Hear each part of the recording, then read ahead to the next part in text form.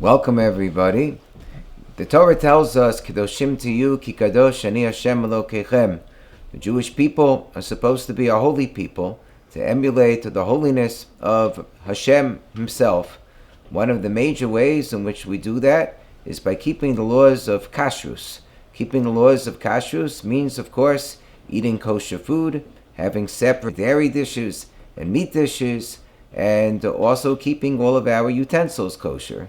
The Torah tells us in a couple of places, both in Parshas Tzav and Parshas Matos, that there is a method for kashering utensils. This video, and series of videos, is for the purpose of teaching all of the basics and the fundamentals of kashering. Much of it is focused upon Pesach, which of course is the season of kashering, as we all know, but kashrus and kashering is relevant the entire year. So I hope that you will enjoy and learn much from these videos. My name is Rabbi Yaakov Lopin, and I am a mashgiach for the cRc and have been for several years. For this video, we're going to be showing you some methods for how to kasher the average home kitchen. These steps have been approved by the Beis Din of the cRc, and in fact, during this video, on occasion, we'll be hearing some input from our Av Beis Din, Rav Yonah Reis Shlita. If we have an item that has been used for non-kosher or for chametz, and we'd like to kasher it to be able to use it for kosher food or for Pesach, it will require to go through the kashering process. What that will do is that will remove the tam, or the flavor that is absorbed within the item. Before we can begin to do that, there are 3 restrictions that are in place that are going to guide us as to whether or not we'll be able to do that. The first restriction that we have for kashering would be if someone was afraid that the item would break or would be ruined by the method that was used. For example, these items here would require libun, a torch, to kasher them, and a person may be afraid with that method that they would ruin the item and not do such a good job on them. Number 2, the standard way in which we kasher is through hagala, which is boiling water, and because of that, items that have small cracks or crevices in them cannot be kashered properly because there may be food or residue that cannot be reached and stuck in between the cracks or crevices. A prime example of that would be this grater, this item over here for a food processor, as well as the knife over here. The area where the knife, the blade, and the handle come together in a joint over here is also an example of something that would be very difficult to kasher because of food particles that could be stuck in the middle. Lastly, hagala can remove things that are absorbed into natural materials, such as wood, metal, and stone, but it cannot remove things from other materials, such as glassware and pottery. Items made from cement and the like cannot be kashered through hagala. This is going to be very relevant as we move forward and discuss which countertops can be kashered.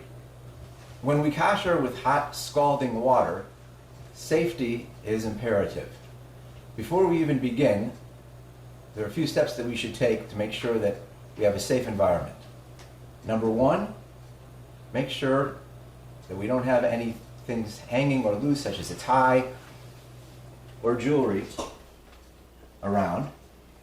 And make sure we're wearing loose-fitting clothing.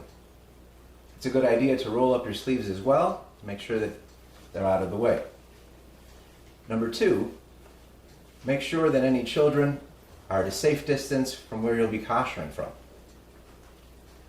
Number 3, also make sure that as you're doing it, you have mops and towels around so that any water that around can be absorbed so that no one will slip on it. One of the simplest things to kasher through hagala is silverware. First thing that we do is we find our silverware, and you carefully want to look at the forks first through the prongs to make sure nothing is sticking in between them, make sure they're clean, and of course all the silverware, same as with anything, has to have not been used within the past 24 hours. You also just want to make sure that the knives also don't have any joints where anything could have been stuck in between any food or any chametz.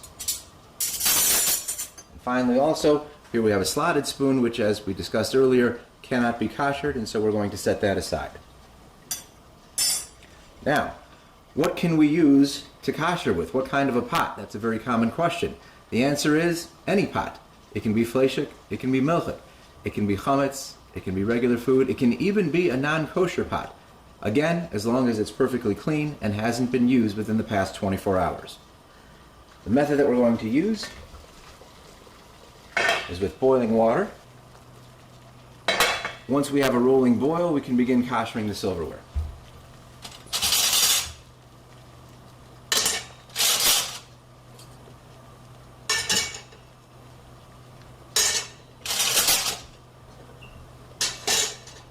Once you notice that the boiling has stopped, wait for a brief period for the boil to restart, and then you can restart adding silverware to the pot. Pots are kashered much in the same way that we did silverware, with agala into a pot of boiling water. Hagalas kelim is different from tvilas kelim. When we immerse new utensils in the water to do tvilas kelim, the entire utensil has to be underneath the water at once. If even a little bit of the utensil is sticking out from the water, then the tefillah is invalid. However, when it comes to hagalas kelim, it is perfectly acceptable to kasher one part of the utensil at a time, as long as eventually all of the different parts of the utensil come into contact with the boiling water. First, I'm going to show how we do a small pot. We have a rolling boil over here in a larger pot. And the pot is completely inserted inside, along with the cover. And after that, it is rinsed with cold water. If the item is too big for the pot, the method we use for kashering is to do it a little bit at a time, such as this cover, which is lowered and slowly rotating through the boiling water. Once again, we rinse it with cold water when we're done. And again, we must remember that this can only be done if the item had not been used for 24 hours and it is completely clean. To kasher this pot itself, the method that we use is to make it overflow with boiling water. The way to do that is you take a smaller pot that already has hot water in it, and it is lowered into this pot to make it overflow. Once again, we must stress before we do that, make sure that we have towels on the floor, make sure there are no children around. Again, we want to do this in the safest way possible. Then we turn off the gas and we make sure to rinse the item in cold water. Some countertops need to be covered because they cannot be kashered for Pesach through Hagala or Iroy. However, the Magen Avraham records a custom that even those countertops that may be kashered for Pesach should still be covered up because there might be cracks and crevices in the countertop that would lead to the possibility of some chametz residue making its way into Pesach food. However, when choosing a proper cover for your countertop, it's important to choose a cover that is strong enough that it will not allow any liquids to seep through, and that will not have any kind of an exposure from the part of the countertop that is covered with the food that will be on top of the covering. Assuming your countertop is made of a material that can be kashered, what you want to make sure is that it's clean, dry, and that it hasn't been used within the past 24 hours. One more note, if there's any discoloration on it, that does not present a problem for kashering, but you definitely want to make sure that any food particles are not stuck to the surface, because those will have to be removed. Also, pay careful attention to see that there are no cracks or crevices, because those will have to be repaired before it can be kashered. For this method of kashering, we're going to be using boiling, scalding pots of water, and obviously for that we want to make sure that we do it safely. That's going to require us making sure that we have towels nearby so that you can get the water quickly. A mop. We're going to use some heat-proof gloves for this as well. And we want to make sure that we do it slowly and methodically to cover all the countertop areas. Also, we want to make sure that we have protective footwear and that there are no children around as we do this process. In preparation for this kashering, We have set up several pots of boiling water to make sure that we can do this properly. It's important for us to note that you must use the very same pot of water that is boiling on the fire, not to dip a separate pot into it and to transfer.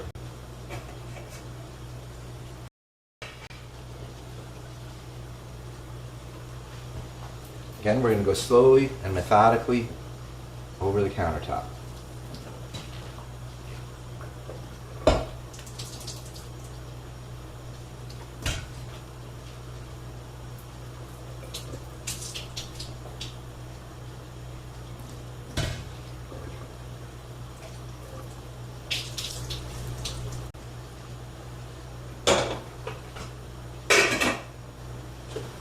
To do an entire countertop, most likely you're going to need to use more than one pot of water.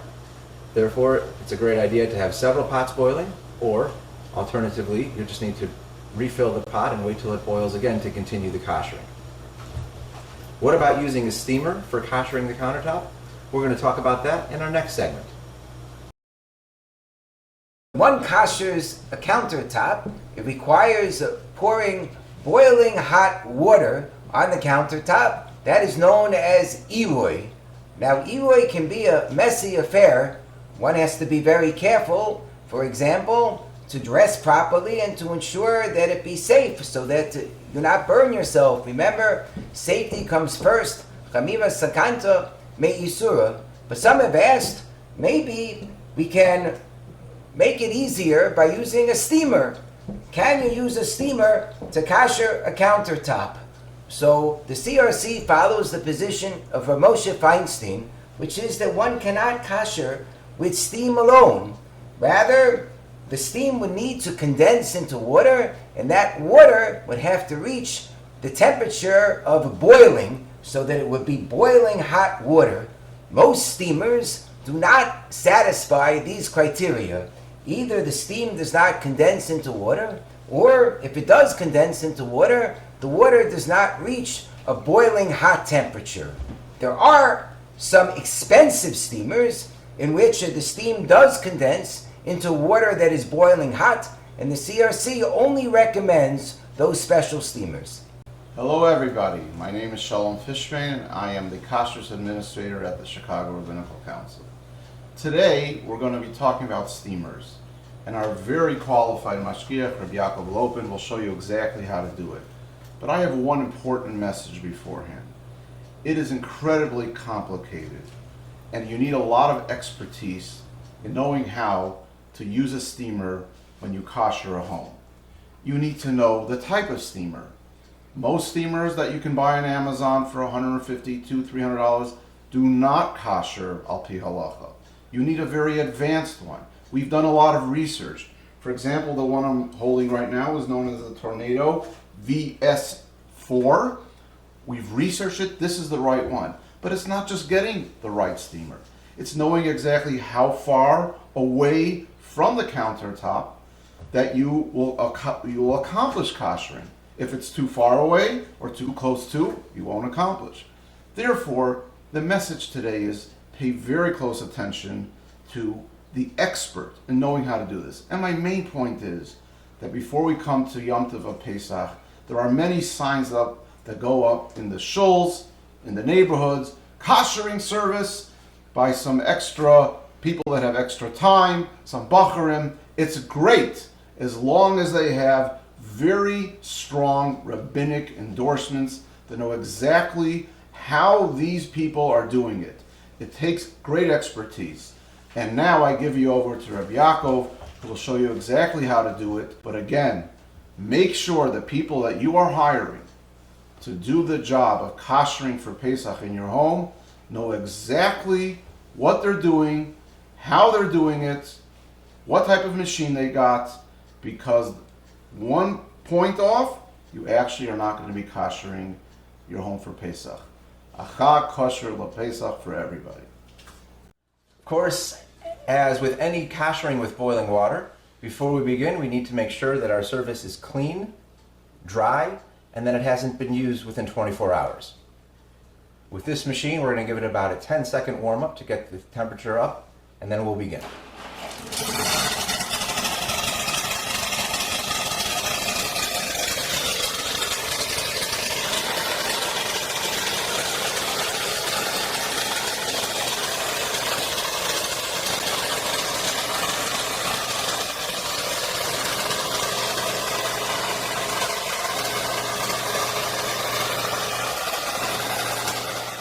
As you may have noticed, the proper way to do it is slowly and deliberately over each part of the sink.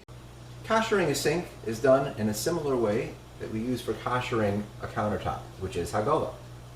Of course, before we begin, we need to make sure that the material that the sink is made of is suitable for kashering. If a sink is made of cRc, it's made of earthenware, made of porcelain, then it cannot be kashered. So what do?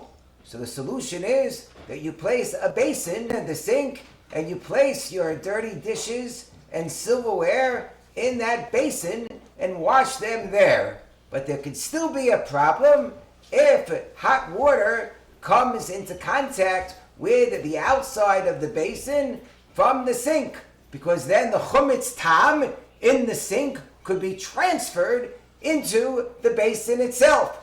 So the best solution is to place the basin on a rack on the top of the bottom surface of the sink so that the basin will not come into direct contact with the sink at all.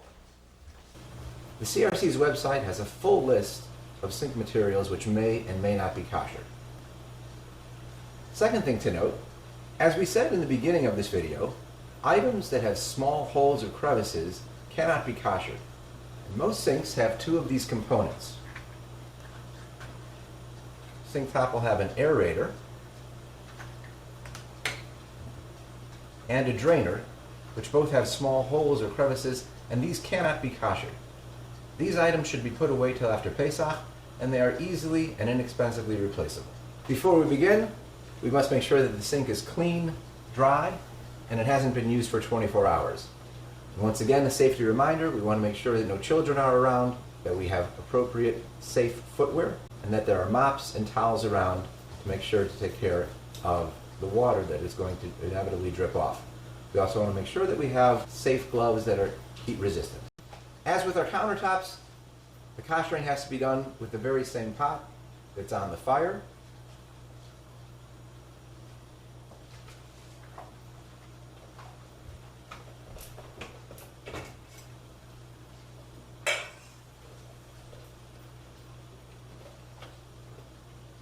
We want to go slowly and methodically over all the areas of the sink.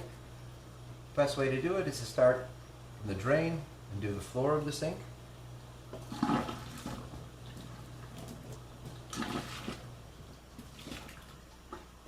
And then slowly make your way to the walls. It's also very important not to forget the other components of the sink, the handles, as well as any area of the sink that may be overhanging the counter. If your sink happens to have a garbage disposal, that is not a problem for kashering. It can continue to be used. Also, if you'd like to use a steamer to kasher your sink, we have spoken about that in a previous segment. Some faucets have a coiled hose that can be pulled out from its base. Now, the rib portion of this hose has cracks and crevices where chumetz food can get trapped, and therefore the hose cannot be kashered and cannot be used for Pesach. What do? So the answer is just make sure not to pull the coiled hose out of the base on Pesach, and then you won't have a problem.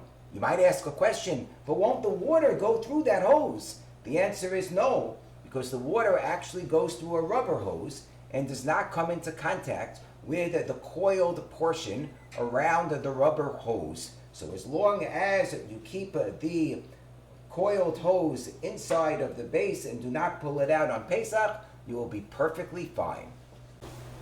For ovens, the easiest method for kashering, for ovens that have the cycle, is the self-cleaning cycle. Simply, the way to do that is to turn it on, let it go for its duration, and then that oven is considered kashered. In fact, you don't even need to have cleaned it off beforehand or scrubbed it.